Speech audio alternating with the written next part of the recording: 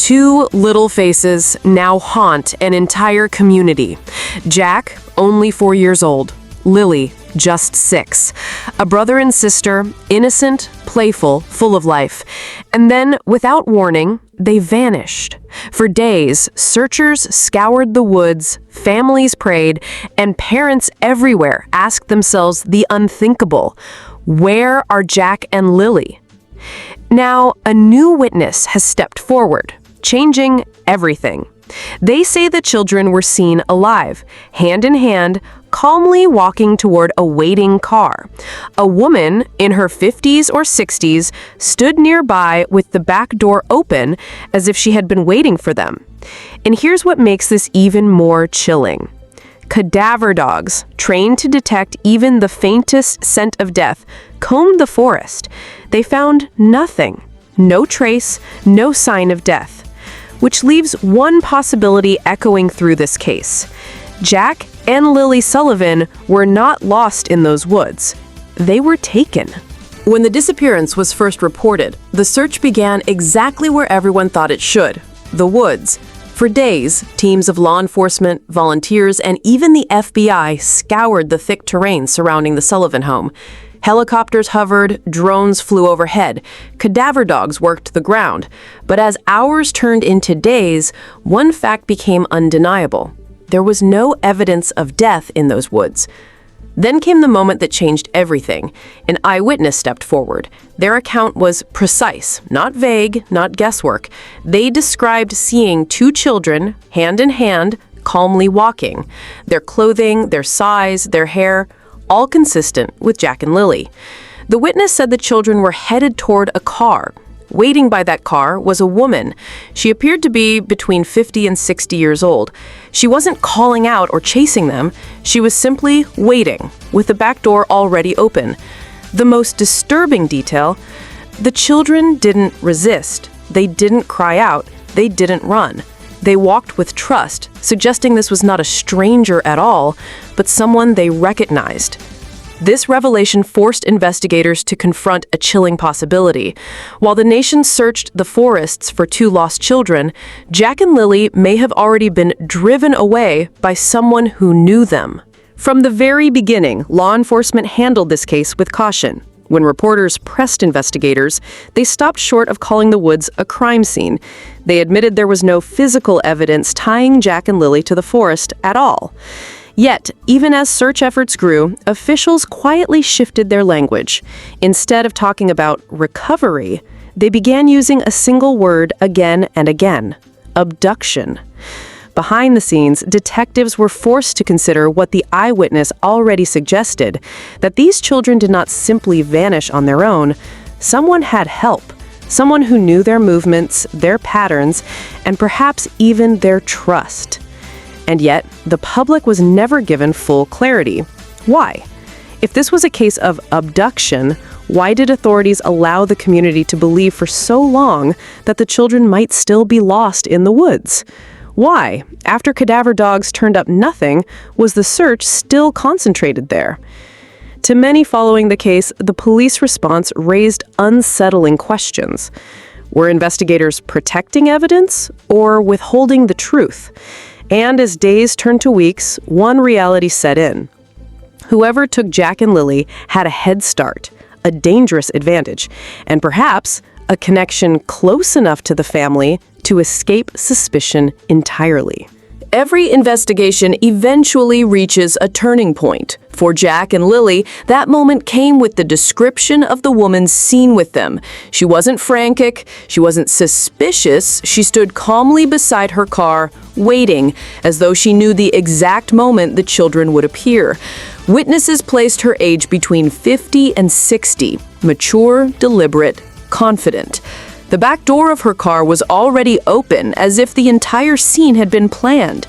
But the detail that continues to disturb investigators is not what she did, but how the children reacted.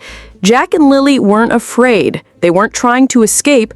They walked toward her, willingly, trustingly.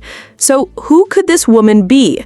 Was she a family acquaintance? Someone who had visited their home? Someone the children already recognized? Was she a neighbor? quietly watching for weeks, waiting for the perfect moment? Or was she someone closer, a distant relative, or even a person connected to the household in ways investigators are only now beginning to unravel? The possibility that these children trusted their abductor changes everything, because abductions by strangers are often chaotic, forceful, violent. This wasn't that. This was careful, familiar, almost rehearsed, which means someone, somewhere, knows exactly who this woman is. In every missing child case, investigators always look closest to home. And here, the questions surrounding the family are impossible to ignore. Neighbors recall a house filled with tension. The stepfather, often at the center of it, had a way of pulling the mother's attention away from Jack and Lilly. Arguments, distractions, sudden changes in focus, all while the children slipped further into vulnerability. When the children first went missing, the stepfather's behavior raised eyebrows. He did not join the frantic searches with the same urgency others did. Instead, he seemed to steer conversations, guiding attention elsewhere, as though he knew more than he was willing to say. Some even wonder if his role was deliberate, if by keeping the mother's focus on him, he allowed someone else to move freely. Could he have created the perfect distraction, ensuring no one noticed until it was too late? For investigators, the stepfather remains a puzzle. Did he know the woman described by the eyewitness? Was this someone from his past?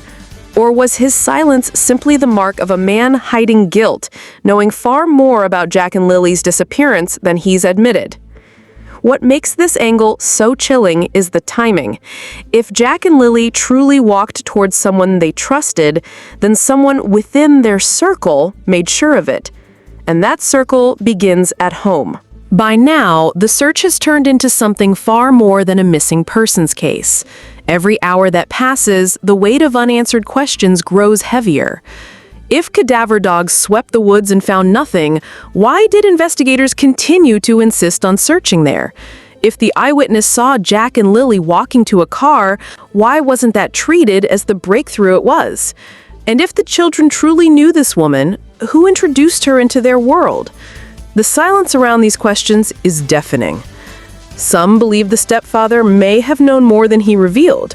His detachment, his ability to pull the mother's focus away, it leaves a trail of doubt. Was this negligence, or was it calculated?